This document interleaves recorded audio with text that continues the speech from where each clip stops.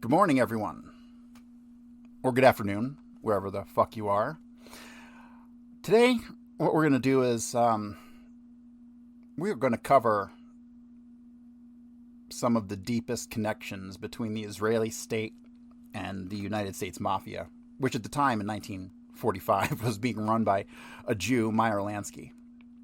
So, I wanted to do this today because this evening I'm going to be on Ryan Dawson's show, and Ryan and I are going to talk about this stuff. So, I wanted to go ahead and give the full backstory on the relationship between the U.S. Mafia and the Israelis. Because when I talk to people about the Kennedy assassination, and I tell them that Israel was behind the assassination, they fucking look at me like I have no idea what I'm talking about and like I'm a complete idiot for thinking that, when in reality, I'm way more versed on the subject than anybody. So, I can't emphasize enough. Israel and the men behind the creation of Israel have been behind every fucking horrific act on the planet for 100 years. Period. That's all there is to it. And understanding this relationship between what I would call the pre-Israeli Zionists, because we're going back to like 1945 here, and Israel wasn't really a country till 48. But like I've said before, I'll always call these people the Israelis, even if I'm talking about stuff that went on in the 20s, because it's the same people. It's David Ben-Gurion and Chaim Weizmann and all these fucks. So today we're going to cover a couple things. We're going to see how far we can get, because I want to cover this article here, Gangsters For Zion, by Robert Rockaway. It's really an amazing snapshot into this niche part of American history that most people really don't know about. Like, most people think of the mob, they think of The Godfather, and that was intentional, right? Like, Jack Valenti directly oversaw the creation of The Godfather, which painted the mob as like these Sicilians, right? The Sicilians with the fucking thing in the lips, and you know what I'm talking about, right? Like Marlon Brando, like that heavy-duty Sicilian influence over the mob, right? That's what people think of when they think of the mob because of The Godfather. They think of the Sicilians. They think Italians, but what they're really thinking is the Sicilians. The truth of the matter is that the mob was run by Jews after Meyer Lansky took out Salvatore Maranzano and Joe Masseria, right, back in 1930. Was that 1931? I always mix up that and the assassination of Anton Cermak, which was in 33. So, yeah, they're so close together, both spearheaded by fucking Meyer Lansky and his direct control over the mafia going back that far. So, hell, let's just hop right into it. Gangsters For Zion by Robert Rockaway. And if we can get through this and we have enough time and I don't feel like I'm rushing things, we can then get into Brad Lewis's book, Hollywood Celebrity Gangster, The Incredible Life and Times of Mickey Cohen. I want to read some excerpts from that, and I highly advise everybody go out and get this book. It's a fucking amazing book, and if you really want to understand the Jewish control of the mafia going back to the 1940s, you need to read this book. It's imperative. So, but let's start out with Gangsters For Zion and see how far we can get. In 1945, the Jewish agency, the pre-state Israeli government headed by David Ben-Gurion, created a vast clandestine arms purchasing and smuggling network throughout the United States. The operation was placed under the aegis of the Haganah, the underground forerunner of the Israel Defense Forces, and involved hundreds of Americans from every walk of life. They included millionaires, rabbinical students, scrap metal merchants, ex-GIs, college students, longshoremen, industrialists, chemists, engineers, Protestants, Catholics, as well as Jews. One group who remained anonymous and rarely talked about were men who were tough, streetwise, unafraid, and had access to ready cash. Jewish gangsters. So, right in this first paragraph, there's a lot to unpack here. So you have this large-scale arms smuggling operation created by the Jewish agency, headed by David Ben-Gurion. Ultimately, it'll be called the Sanborn Institute. I forget if this article gets into that or not, but we'll talk about that in depth.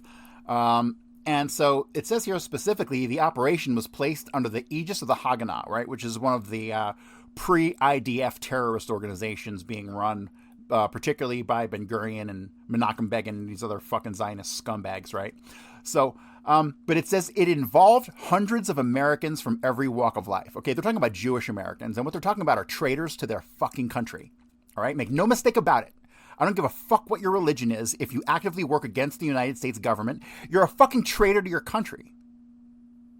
And every single one of these Jews who participated in this, who helped the Israelis pilfer our fucking armories here in America, and participated in the Sonborn Institute, this vast clandestine arms purchasing and smuggling network, they're fucking traitors to their country. They're not fucking heroes, and them and their entire family should be expelled from America as traitors. They now have a place to go, Israel, right? So send them the fuck there. Any Jew who participates in anything with Israel against America is a fucking traitor. Period. And the mafia in 1945, run by Meyer Lansky and Jews, are no exception. All right, now that I've prefaced this article. The arms smuggling operation was centered in a rented 2-room suite in Hotel 14, located at 14 East 60th Street in New York. Teddy Kollek, who later became the popular longtime mayor of Jerusalem, ran the day-to-day operations of the arms procurement effort, kept tabs on everything, and oversaw all the comings and goings. Kollek was careful that those who visited the office not be people who would attract the attention of law enforcement agencies, especially the FBI. According to Leonard Slater in his book The Pledge, Dan Filderblom, a young electronics engineer from the New York suburb of Yonkers, had been recruited to set up a network of secret radio transmitters in Palestine to link isolated settlements and forewarn them of British search parties seeking illegal arms. He recalled being in the Hotel 14 suite in 1947 when a group of Jewish gangsters from Brooklyn came to see Kollek. The mobsters offered up to help in any way they could. One of them said, "If you want anyone killed, just draw up a list and we'll take care of it." Kollek politely thanked them but declined their offer. Filderblom later immigrated to Israel, changed his name to David Avivi, and became a leader in the future Israeli electronics industry. After the Holocaust, the establishment of a Jewish state in Palestine was seen by the Zionists as a matter of life and death. Many Haganah people sent to the United States believed that anyone who could help should be approached regardless of who or what they were. Yehuda Arazi was one of those who held this view. Arazi, a close aide to Ben-Gurion, had been a daring and resourceful Haganah underground agent in Romania, Hungary, and Italy during the war. Ben-Gurion sent him to America and authorized him to purchase the kinds of heavy armaments the Haganah had heretofore been unable to obtain. This included aircraft, artillery pieces, tanks, anti-aircraft guns, and other forms of heavy equipment. Slater tells the following story. One morning, Al Robinson, a textile converter from New Jersey and a devoted recruit to the Haganah's cause, arrived at Arazi's apartment and found him talking to 2 well-dressed but hard-looking men. Arazi asked Robinson to come back the next day. Robinson quickly understood that Arazi did not want him here at that moment, so he took the hint and left. The next day, when they met, he asked Arazi who those men were. Arazi replied, "In my business, we can't be too fussy about who we do business with. Sometimes they're not nice people." Arazi explained that he did not want Robinson to jeopardize his respectable standing in his community by meeting these people. He told Robinson that the men he met with came from a Brooklyn-based organization. "I think they're called Murder Limited." Not being an American New Yorker, Arazi had made an error in the title of Murder Incorporated. At this time, the U.S. government maintained an arms embargo against Israel and the Middle East, but Egypt and the Arab countries managed to avoid the embargo and get weapons. Arazi learned that the mafia controlled the port of New York, and he had no scruples about contacting underworld figures. He approached Meyer Lansky and asked him to get weapons loaded onto ships bound for Israel. Lansky said he would handle it. Lansky contacted Albert Anastasia and Joe Adonis, who controlled the Longshoresmen Union and the docks. They helped Israeli agents conceal the arms purchased for Israel, while arms bound for Egypt mysteriously fell overboard. Illegal consignments of military hardware, some of it brand new and still packed in oil and straw, were then secreted onto ships that happened to be bound for Israel. Another Haganah emissary, Reuven Daphne, who came to the United States in 1946 to raise money for the Haganah, also met with some well-known Jewish gangsters. Daphne had been born in Croatia in 1913. He immigrated to Palestine in 1936, where he became one of the founders of the kibbutz Ein Gev. In 1940, he joined the Jewish Brigade of the British Army. In 1944, he parachuted with other paratroopers behind enemy lines in Yugoslavia and joined the partisans. After the war, he returned to his kibbutz. He did not stay there long. In 1946, the Haganah sent him to the United States to raise funds. When I interviewed Daphne, he told me about his meetings with Jewish mobsters. His meetings were arranged by members of the local Jewish community.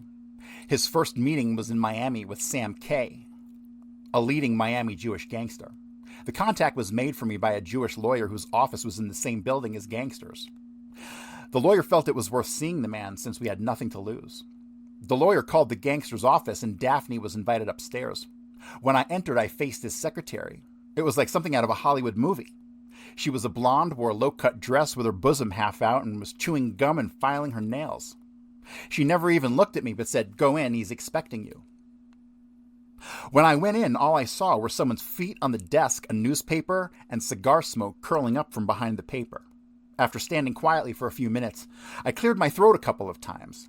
The paper was lowered and Sam said, "Sit down and tell me what you want." So I told him. When I finished, he said, okay, he would help.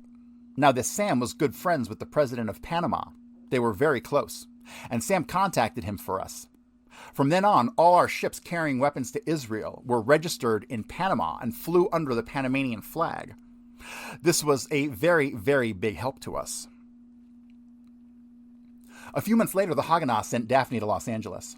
One day he received an intriguing phone call from a man who identified himself as Smiley and requested a meeting. When they met, Smiley asked Daphne, "Tell me what you're doing. My boss is interested." Smiley's boss turned out to be Benjamin Bugsy Siegel. Smiley was Alan Smiley, Siegel's right-hand man. Smiley arranged a meeting between Siegel and Daphne at the La Rue restaurant. At the appointed time, Smiley and Daphne went into an empty room at the rear of the restaurant. After a few moments, Smiley left, leaving Daphne alone. Soon 2 tough-looking goons entered and searched the room. When they were satisfied it was safe, they left. Shortly thereafter, Siegel came in. He sat opposite Daphne and asked him to tell why he was in Los Angeles. As Daphne relates, "I told him my story, how the Haganah was raising money to buy weapons with which to fight. When I finished, Siegel asked, 'You mean to tell me Jews are fighting?' 'Yes,' I replied. Then Siegel, who's sitting across the table, leaned forward till his nose was almost touching mine. 'You mean fighting as in killing?' 'Yes,' I answered. Siegel leaned back, looked at me for a moment, and said, 'Okay, I'm with you.' From then on," recalled Daphne, "every week I got a phone call to go to the restaurant, and every week I received a suitcase filled with $5 and $10 bills. The payments continued till I left Los Angeles." Daphne estimates that Siegel gave him a total of $50,000. Later that year, Daphne was in a hotel in San Francisco. He went down for breakfast and bought a newspaper. The headline declared that Bugsy Siegel had been killed in Virginia's Hills mansion. Daphne mused, "Thank God I took the cash and not a check." His meetings with the Jewish mobsters kept the FBI monitoring Daphne until he left the country. In 1948, Daphne was appointed by the first Israeli consul to Los Angeles. From 1953 to 1956, he served as Israeli consul general in New York. Murray Greenfield had been in the Merchant Marines during World War II. In my conversation with him, he told me that after the war, he became involved in the illegal immigrant movement, Aliyah Bet, that brought Holocaust survivors to Palestine from ports in Europe. The British caught him and sent him to a camp in Cyprus that had been built to house Nazi prisoners. He escaped and made it to Palestine. In 1947, the Haganah sent him to the United States and gave him the name of someone in Baltimore. Greenfield went to the man's house and was told to come back at midnight. As he remembers, "I thought it strange, but if it helped Israel, I would do it." When Greenfield arrived late that evening, he was ushered into the basement recreation room and told to wait. At about 12:30 a.m., the door opened and the strangest group I had ever seen entered. The men were all short and stocky with no necks. Their female companions were all blonde. The men sat on one side of the room, the women on the other. The host asked Greenfield to tell his story. When Greenfield finished, his host said to the guests, "Okay, you know why you're here, and you know what you have to do." And then he looked around the room and said, "Joe, you're given $5,000. Max, you're given $5,000.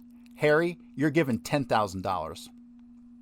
Some of the participants complained that business was tough because of the cops, and they couldn't contribute so much. One man indicated, "I can't give you a lot of cash, but don't forget I helped you last year when you needed guns." Undeterred by all the grumbling, the host ignored their pleas and continued. In no time, over $90,000 was collected. The money, in cash, was put in paper bags and handed to Greenfield. The host wished him good luck and ushered him out. There I was, he recalled, walking around Baltimore at 2 o'clock in the morning holding thousands of dollars in a paper bag. Greenfield's host was formerly one of Baltimore's leading Jewish mobsters. In his autobiography, West Coast mobster Mickey Cohen claimed that after meeting Haganah and Irgun emissaries, he became so absorbed with Israel that he pushed aside much of his own activities and did nothing but try to help Israel in its war. Quote, I got involved with this goddamn Israel war for 3 years, he said in his memoirs. He claims that he held fundraising affairs to raise money for Israel to procure weapons. In 1947, he organized a fundraiser for the Irgun. Leading Jewish underworld figures from California and Las Vegas attended, and according to Cohen and other attendees, thousands of dollars was collected. The money Cohen claimed was used to buy weapons and have them shipped to Israel.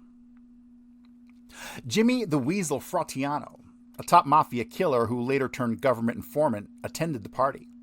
Fratiano knew Mickey very well. He recalled this event being held in Slapsy Maxie's restaurant. The place was packed. I've never seen so many Jewish bookmakers and mob guys in one place in my life. They're all there. Famous actors, producers, big shots in the community. It's a full house. To start things off, Mickey Cohen pledged $25,000. After that, forget about it. Everybody's pledging thousands. Even the bookmakers are pledging $5,000 and $10,000. They know Mickey's running the show, and they're going to have to pay off. Yitzhak Ben Ami, who headed the Irgun's European-based illegal immigration operations, also remembered this party. In 1947, the Irgun sent him to the United States to assist the Irgun-led American League for a Free Palestine. Ben Ami helped Cohen organize a fundraising affair about which Fratiano spoke. Ben Ami claimed that between $50,000 and $60,000 was raised, and not the hundreds of thousands that Fratiano mentions. The Jewish underworld contributed altogether about $120,000 for the Irgun, said Ben Ami. Nonetheless, not every Jewish mobster was so altruistic when it came to Israel's survival. Some thought nothing of working against Jewish interests if it could profit from doing so. In 1951, 2 Detroit Jews, Arthur Lebov and Sam Stein, were indicted in a conspiracy to smuggle 21 American warplanes from Newark, New Jersey to Egypt during the Arab-Israeli War in 1948. Their scheme was to purchase American surplus military aircraft, load them with British crews in Newark, and fly them to England. Once there, an Egyptian crew would be brought on board and the planes flown to Egypt. This syndicate bought 20 AT-6 airplanes and 1 B-25 bomber.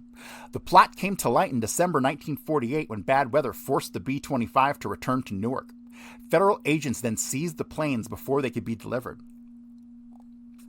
Back when our government had some integrity, I guess. Nonetheless, most Jewish mobsters were willing to hazard being exposed in an illegal and risky effort to help Israel. Some did so out of ethnic loyalties. Meyer Lansky's daughter said her father supported Israel's fight for independence because, quote, he could not stand back and allow the country where his own refugee grandparents were buried to be extinguished by the Arabs. Some mobsters saw themselves as defenders of the Jews, almost biblical-like fighters. It was part of their self-image. Other commentators held that in each Jew, no matter how depraved, there existed a pintel yid, a spark of Jewishness that was never extinguished, and this motivated them to help. Other mobsters sought respectability, so as not to stigmatize their children, and thus jeopardize their chance for success in the legitimate world. Reuven Daphne, the Haganah emissary, believed this is what motivated Sam K., the Miami gangster, to assist the Haganah. Quote, he had a daughter of marriable age, but she had a difficult time meeting Jewish boys because of what her father was. I think he helped us because it was a way for him to gain acceptance in the Jewish community. Once it became known he was helping us, the Jewish community's attitude towards him changed. His daughter began dating the Jewish boys and eventually married one. Perhaps helping Israel may be seen as a later version of the Jewish gangster's tradition of protecting his neighborhood from anti-Semites. After World War II, the Jewish state symbolically came to represent the Jewish neighborhood. In defending Israel against her enemies, the Jewish gangster was still defending his people against Jew haters. So, that brings us to the end of this article.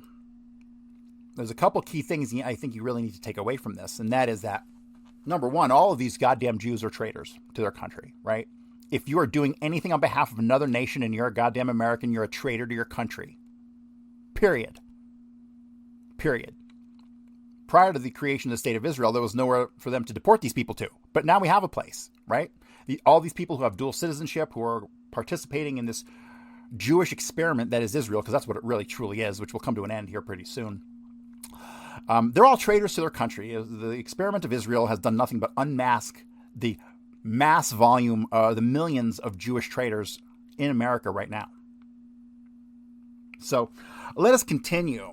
Let's dive deeper into this world of Judaism and American traitors that is the mafia and Israeli relationship going back to 1945, 1946.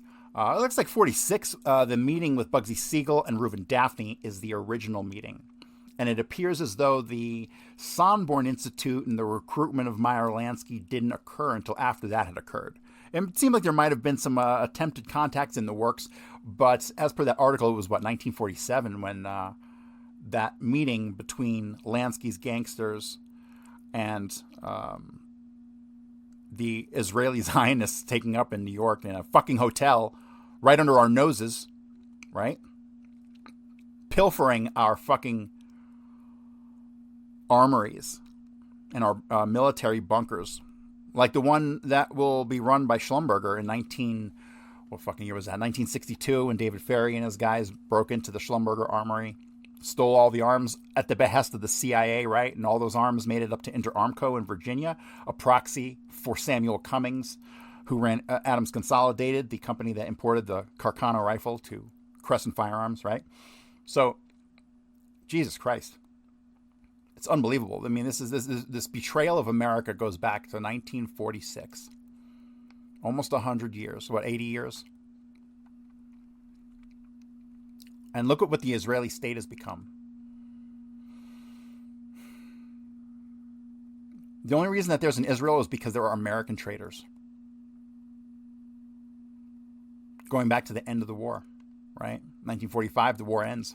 The only chance we ever had at conquering this problem. God damn it. We're so fucked, it's unbelievable. But I'm going to get off my fucking high horse. We're going to go into Brad Lewis's Hollywood Celebrity Gangster, The Incredible Life and Times of Mickey Cohen. There's two particular sections here I want to read. And again, please go to Amazon and buy this book. It is mandatory in the understanding of this era and how America fell and Israel came to be. And this book, like I said, is on Mickey Cohen. Mickey Cohen had direct relationships with Ben Hecht. And ultimately, as we shall see, Menachem Begin and the entire hierarchy of the pre-Israeli state. Which at the time you could just call the Jewish Agency. Because the Jewish Agency was the Israeli government in waiting, right? What a bunch of arrogant cunts to form a government for a nation that you won't have for fucking years. And how'd they know they would have it? Because they've been buying off and murdering and blackmailing people for what? Since Balfour at least. But I'd put it before Balfour. You can start everything back at 1897 with the first Zionist Congress and Theodore Herzl and all the theoretical assholes back then. Jesus Christ, man. If I could Back to the Future this motherfucker, I know what I'd do to that conference. All right, so the fundraiser. Mickey's relationship with Ben Hecht led to his continual involvement with Jewish causes. Beginning in 1941, Hecht had developed firm relations with the Irgun, an Israeli defense organization. Peter Bergson, Samuel Merlin, and Yitzhak Ben-Ami had asked him to help in their to create a Jewish army in Palestine and to make American Jews aware of the Holocaust.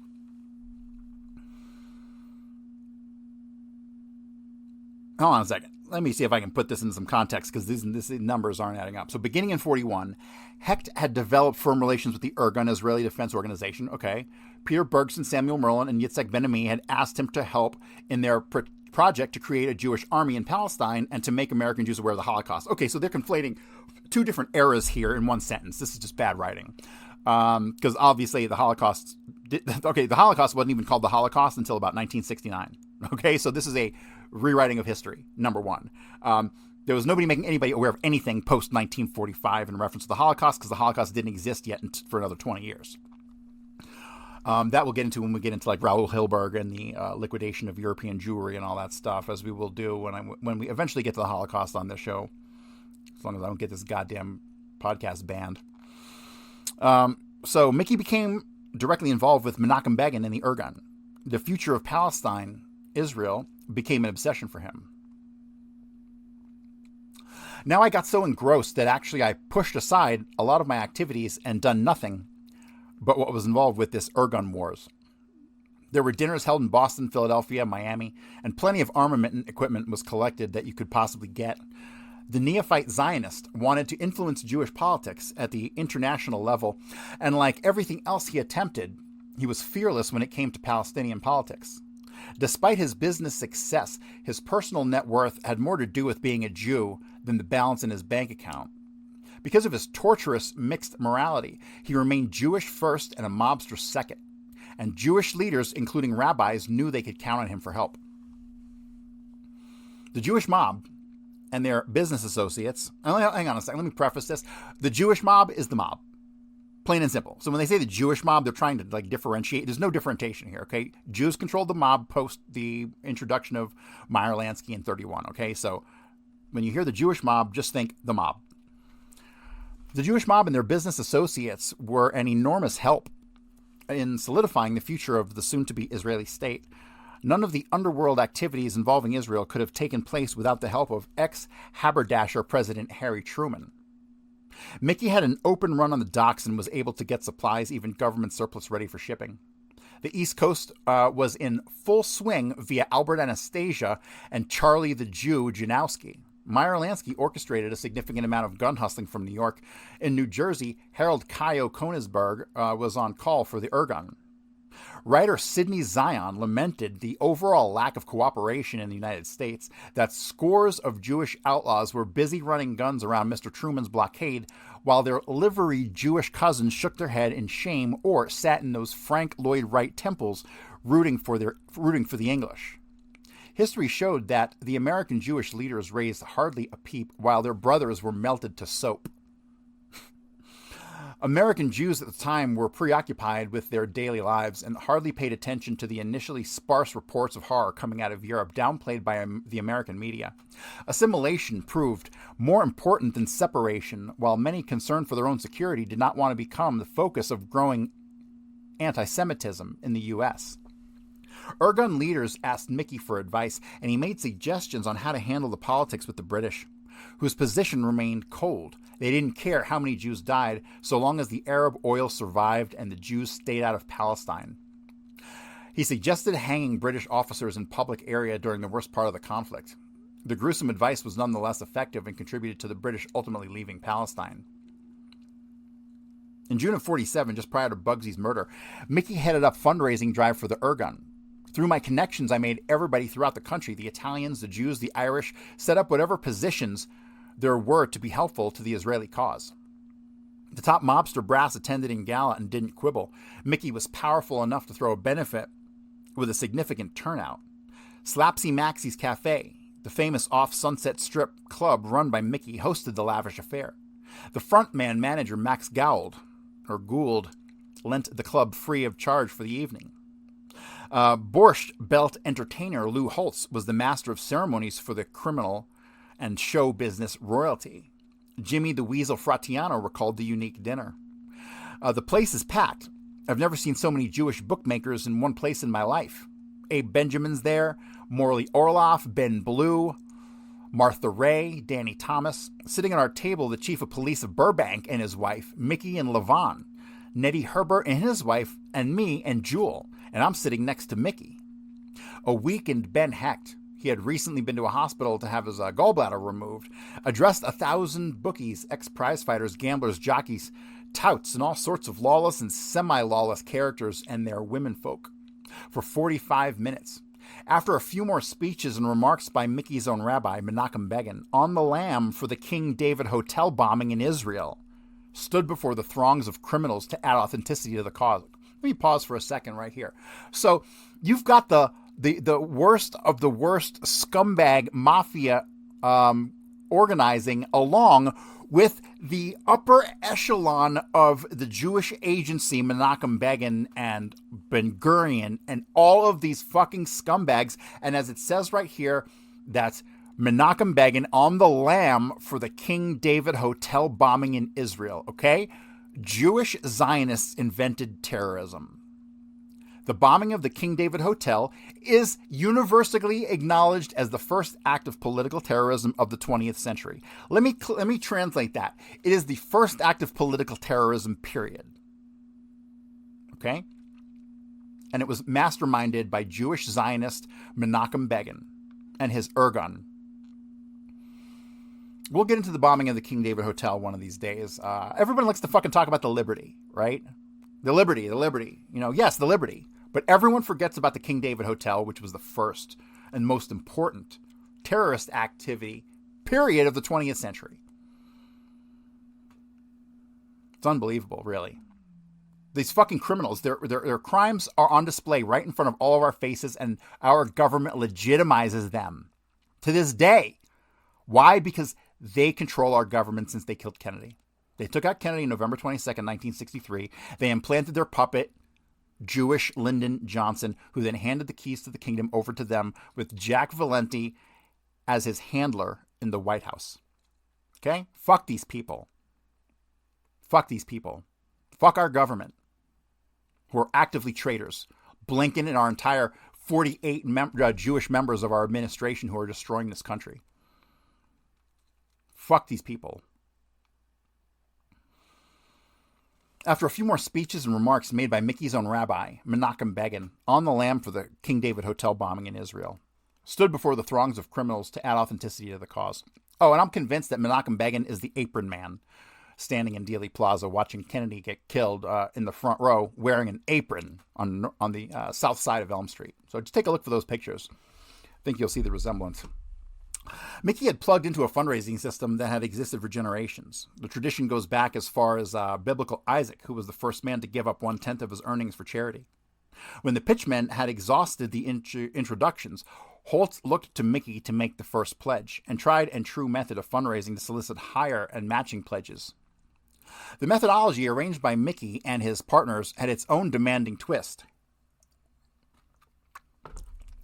Cohort Howard had told Hecht that the fix was in. Quote, each and every one here has been told exactly how much to give to the cause of the Jewish heroes, and you can rest assured there'll be no welchers. Mickey started the ball rolling at $25,000, a substantial amount.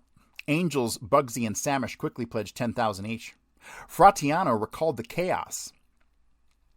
After that, forget about it. Everybody's pledging thousands. Even the bookmakers are pledging $5,000 and $10,000. They know Mickey's running the show and they're going to have to pay. I see all this shit going on and I ain't going to pledge nothing. So Mickey kicks me and says, pledge $15,000. Fratiano answered, you're fucking nuts. Mickey made it clear that he would cover the money. The apprentice fundraiser gave Hecht a shot in the arm and told him, make another speech and hit him again. Hecht declined, citing his recuperation. Mickey next pushed Howard towards the stage and told him to make an announcement. Tell him they're a lot of cheap crumbs and they got to give double. The estimated amount raised at a series of benefits taking place during that brief period reached well over $1 million. The single fundraiser estimates covered a wide range from $200,000 to $800,000.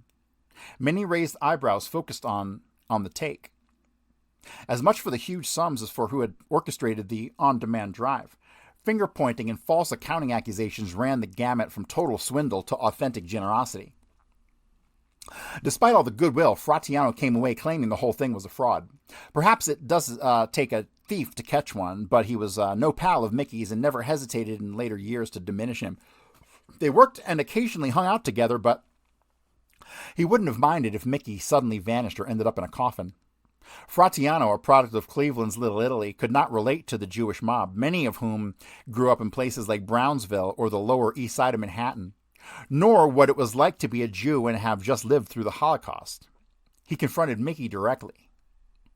The next day I see Mickey and I says, what's the scam all about? He says, Jimmy, this ain't no scam. The money's for the Jews. I says, Mickey, don't give me this horse shit. There's no way you're going to let $800,000 slip through your fingers. Not in a million fucking years. But he swears it's on the level, and now I'm wondering how this guy's going to pull it off. So let me comment on that real quick. I don't think that these guys like Fratiano, the non-Jews who are being obviously controlled by the higher-ranking Jews in Meyer Lansky's mafia, they didn't understand this fucking ethnic fanaticism. So Fratiano, of course, he thought it was a scam. He's like, there's no fucking way these guys are going to let this money slip through their fingers. But yeah, they would. They would. Because this thing has such a grip on these fucking people. It goes beyond any loyalty to their country, and in Mickey's case, any loyalty to the goddamn mafia. You see, this is an all-penetrating, destructive force. This is why I think it's like the invasion of the body snatchers. Really, once this thing grips you, you are one of them forever. It's unfucking real. Unfucking real. This loyalty goes way beyond any skull and bones or any fucking secret society or anything. This is the ultimate secret society.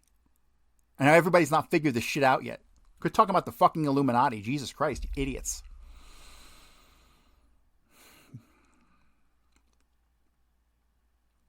Months after the fundraiser, Fratiano, who said that Mickey was sitting on $1 million, claimed that a story appeared in the Herald that delineated how the boat carrying the supplies for the Jews had sunk.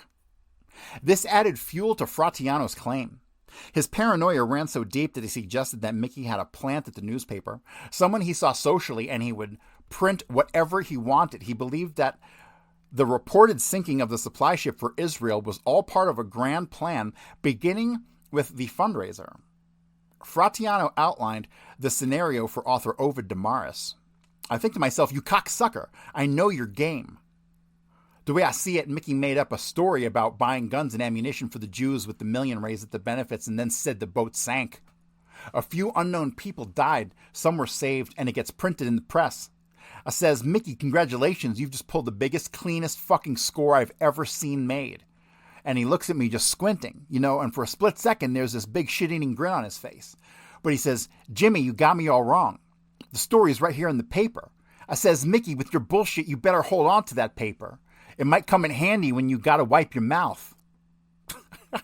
Yitzhak Ben-Ami, who headed the Irgun's European-based illegal immigration operations, took issue with Fratiano.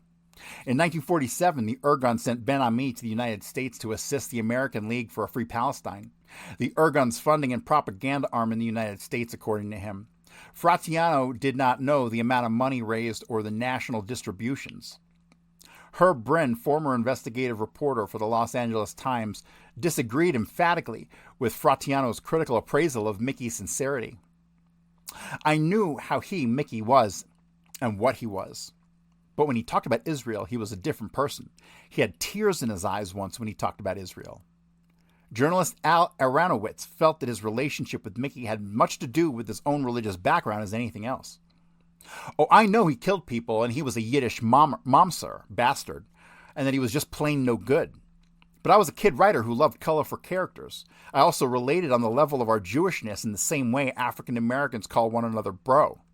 Mickey and I both grew up in immigrant Orthodox Jewish households, and in my heart of hearts, I was rooting for Mickey as a Jew who had achieved gangster stardom in an Italian underworld.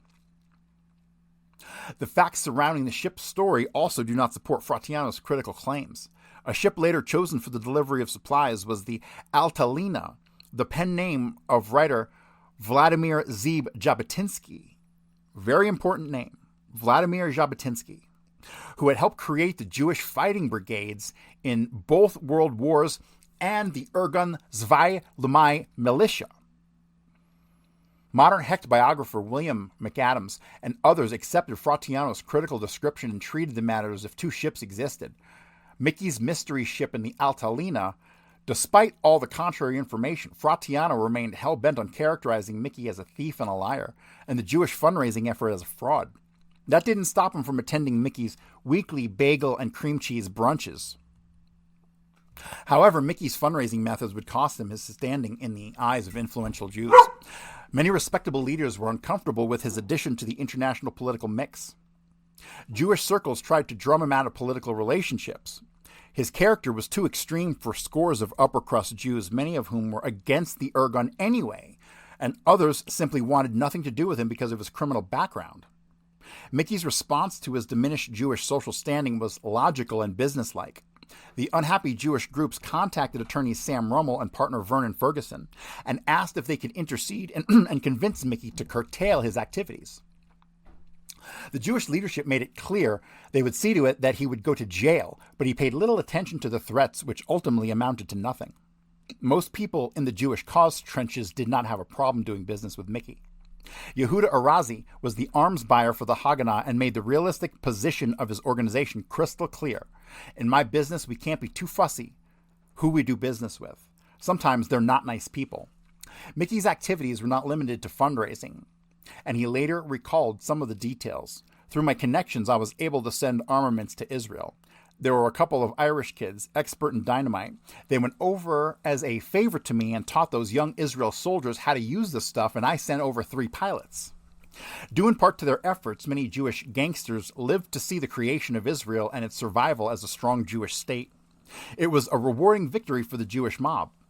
Years later, Mickey would proudly display a silver cigarette box engraved with "Ingratitude to a fellow fighter for Hebrew freedom." Mickey Cohen, from the Hebrew Committee of National Liberation, awarded June 1st, 1958. So, that right there alone should give you quite the understanding of who was running the mob back in the 1940s. And do you think that it was any different in 1963? No, it was not. Because the same man at the top, Meyer Lansky, had been there for 30 years at that point. His reign as the head of the U.S. Mafia would not end for another 12 to 15, 16 years, when Meyer Lansky would eventually go on the run and then be rejected by the state of Israel for entry to the country. Right? So they sold him out at the end anyway. As a parting gift, they gave him a travel visa, which I don't think did him much good. Meyer Lansky never went to jail, never got charged.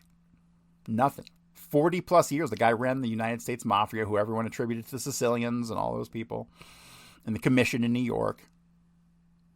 Fucking nonsense. So we're going to skip forward a couple chapters in this book on Mickey Cohen. Again, it is by Brad Lewis. It's called Hollywood's Celebrity Gangster, The Incredible Life and Times of Mickey Cohen. It's one of the most incredible books on the mafia and the Jewish influence over the mob, going back all the way to the beginning, really. So here we go, moving forward. Many conspiracy theorists have linked Mickey and the mob to the Kennedy assassination of November 22nd, 1963, despite the timing of the McDonald attack and his recuperation.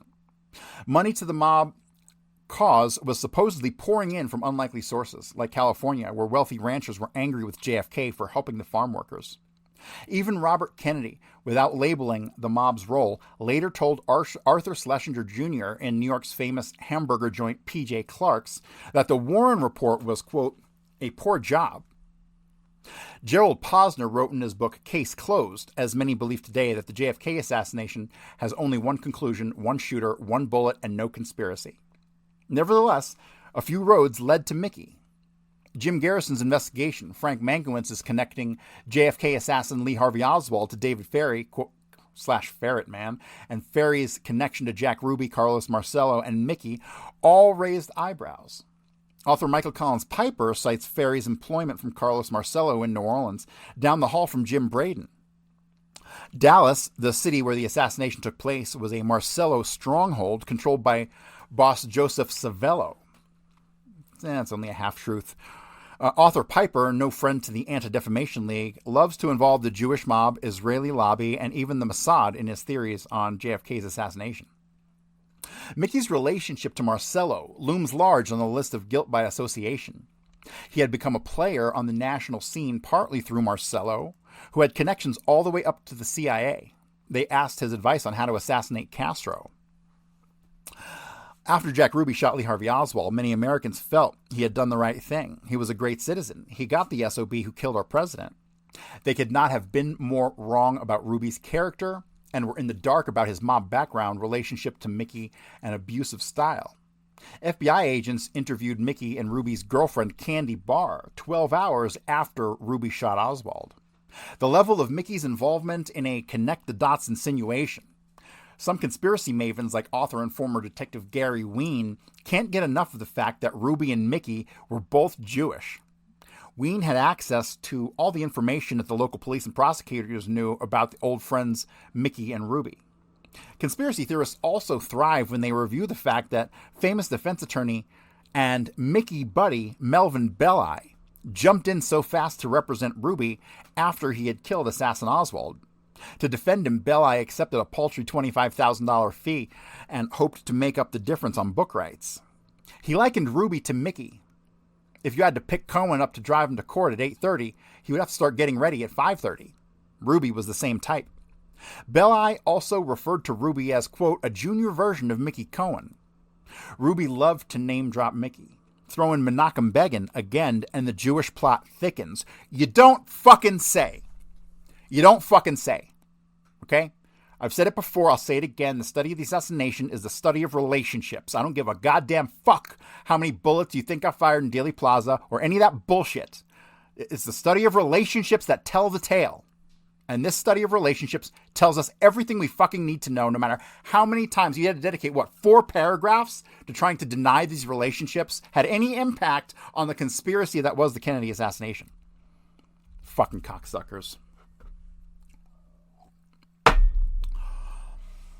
Throw in Menachem Begin again, and the Jewish plot thickens. The fact that Belli, Mickey, and Begin met occasionally to discuss how to cope with the Kennedy administration's foreign policy makes for lively speculation and further connections.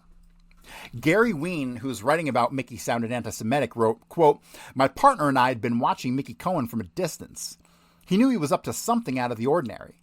He spent a lot of time with a weird-looking guy at the Beverly Wilshire Hotel lunch counter and drugstore area. The little guy turned out to be Menachem Begin. Ween employed a Yiddish-speaking spy to find out what the two had discussed. Much of it had to do with Cuba, military operations, and the Kennedys. Both men despised JFK's appropriations for the, quote, crazy Peace Corps. After the meeting, the two men adjourned to the home of Melvin Belli. Utilizing an objective approach, even Jonathan Mark, associate editor of the Jewish Week, wrote, quote, yes, Jack Ruby did kill JFK's assassin, Lee Harvey Oswald, and as far back as Lenny Bruce, Jews have wondered whether Ruby's Jewishness had anything to do with it. It may have been a motive after all. You don't say. The Ruby photo caption raises the old question, Jack Ruby, did he have a Jewish reason for killing Lee Harvey Oswald? At the simplest level, some questioned if Ruby's motivation was to get even for the loss of JFK, whom he felt had done a great deal for Israel. Mark mentions that Hugh Ainsworth of the Washington Times saw Ruby only 5 minutes before the assassination. Ruby was doing his schmooze act at the Dallas Morning News and complained about an unsigned black border that attacked Kennedy. JFK wanted for treason. Ruby called the ad dirty. Well, the ad was taken out by a Jew, so kind of funny. He later surmised that authorities would connect him to the assassination since Bernard Wiseman, an associate of his, had placed the ad. Provocation, you don't say. Ruby told his sister that he had to leave Dallas because he could, quote, never live this down. Ainsworth said that Ruby connected the unfolding events to the fact that he and Wiseman were both Jews. All media coverage dropped the name Rubenstein after the first go-around surrounding Oswald's death, the opposite of standard reporting procedures. Instead of his proper name, Jack Rubenstein would become only Ruby. That's actually false. He legally changed his name years before the assassination. Author David Scheim expounded on the Ruby links. Quote, it turned out that Jim Braden was a changed name. Eugene Hale Brading had in fact used 4 other aliases, was checked throughout the California Department of Motor Vehicles. Brading was loitering around Dealey Plaza in Dallas when authorities took him into custody the day of the JFK assassination. He had stayed out at the mob hangout, the Cabana Motel in Dallas the day before the assassination. Ruby had stopped at the hotel around midnight. Both of them visited H.L. Hunt Oil Company in Dallas at approximately the same time the afternoon before the assassination. Brading worked as a courier for Meyer Lansky and was an original member of the Lansky-financed La Cosa Country Club. Brading's connections in the California underworld led to Mickey. He was close to Jimmy Fratiano, Harold Happy Meltzer, and Joe Sicca, all with strong ties to Mickey. Another link is Al Gruber, a Mickey associate. Ruby contacted Gruber right after the JFK assassination. Let me clarify this, and this is the most important phone call in the entire assassination. After Oswald is taken into custody, the very first call that Jack Ruby makes is to Al Gruber, who was on the inner circle of whom? Mickey Cohen in L.A., who was personal rabbi by 1949, who we just saw admitted in this book maintained their connections throughout Kennedy's presidency because they used to meet over Kennedy's decisions in the White House, allegedly, as witnessed by Gary Ween up to just weeks before the assassination. So you have a 20-year relationship between Menachem Begin, Mickey Cohen, Melvin Belli, and these LA mobsters, the Haganah, the Irgun, and the entire fucking Jewish agency and the entire hierarchy of the Israeli government up until the end of 1963, leading up to the assassination. All laid out for you right here. And that phone call to Al Gruber is the goddamn slam dunk proof that the order to kill Oswald came from the LA mob circa 1963, which means that Mickey Cohen is in jail and his decisions are being passed through from whom? Obviously, the Israelis via Menachem Begin to Al Gruber to Jack Ruby. Jack Ruby knew Menachem Begin. Both of them were fucking candy bar at the same time. Okay? So this is one big fucking orgy of Jewish mafia, Israeli corruption, which was directly responsible for the assassination of JFK. And then the phone call to Al Gruber proves that the order had to have come from the Israelis through Al Gruber to Jack Ruby. That's how that came down for the assassination of Oswald. Let me continue. The conspiracy books cite multiple connections between Lansky's people, Carlos Marcello, and Mickey's circle. Mickey was undoubtedly Lansky's West Coast representative. Lansky biographer Hank Messick described Mickey as Lansky's eyes and ears after Bugsy Siegel's death, continued to rely on him directly for information, utilizing couriers like Brading. While Ruby knew Mickey and Lansky, Mickey's day-to-day knowledge of Ruby's activities surrounding JFK is pure speculation, but possible. Some of Ruby's own comments confused observers, making his motives and connections impossible to nail down. In his memoir, Mickey wisely avoided mentioning Ruby. Michael Collins Piper, in Final Judgment, felt that Mickey's role was more significant.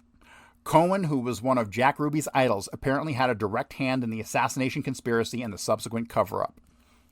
Further, he suggested an alternative motive for alleged murder of Marilyn Monroe.